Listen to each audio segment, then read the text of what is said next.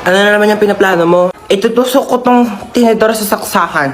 Bakit? Kasi, napanood ko sa YouTube, magkakaroon daw ako ng powers. Yung power niyan, papasok sa katawan mo, makukuryente ka. Ayun nga yung point, diba? Para nga pumasok yung kuryente sa katawan ko para magkaroon ako ng powers. Okay, bahala ka dyan. Basta sinabihan na kita. Talaga?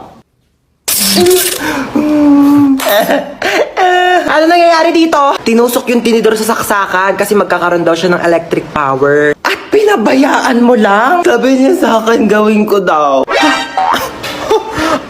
Ako pa talaga. Huwag kayo magpaliwanag!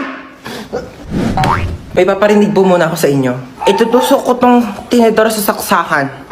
Trinidor mo ako, bunso. Pinagkatiwalaan kita. Thank you, Yaya. I got you. Kailangan kong gawin to para maging patas bilang isang ina. Sorry for the truths only.